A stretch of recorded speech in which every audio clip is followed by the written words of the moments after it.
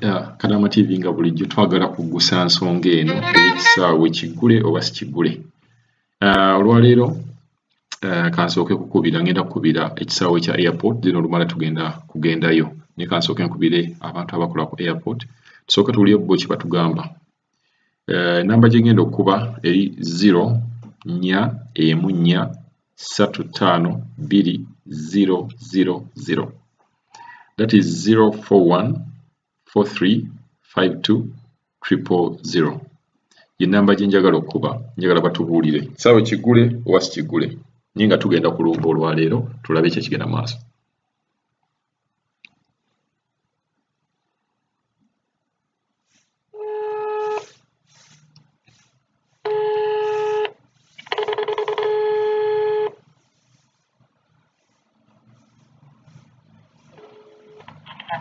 Hello, madam. It's me who called earlier. Have you been helped?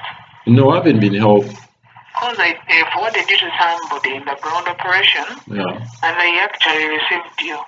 Okay, so can you reconnect me? Can you reconnect me, please? Okay, please. Okay, thank you.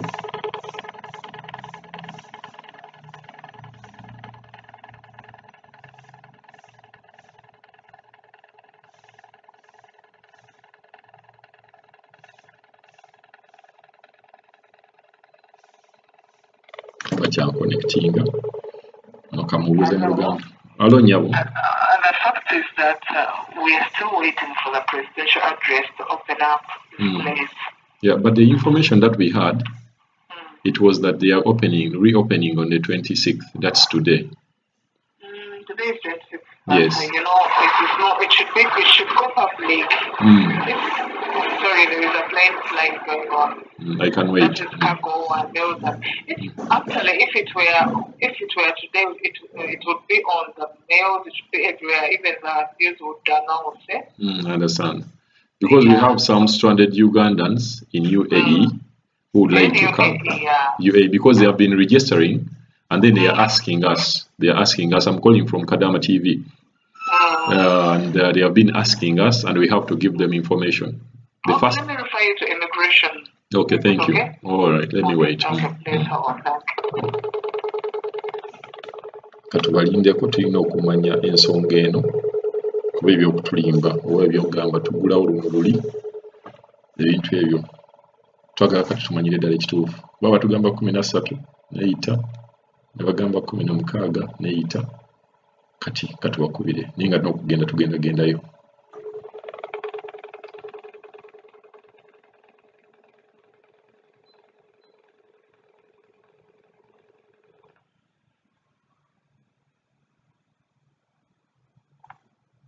Hello?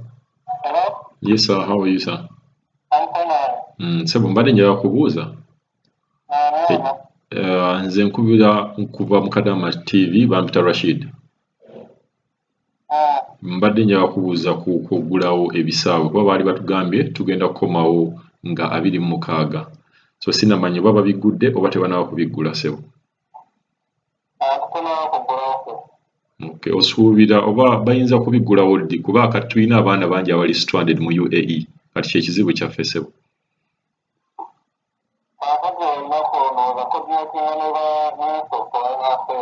Yes, sebo. Yes, sebo. Kati tewaliwo nnyonyi yonna.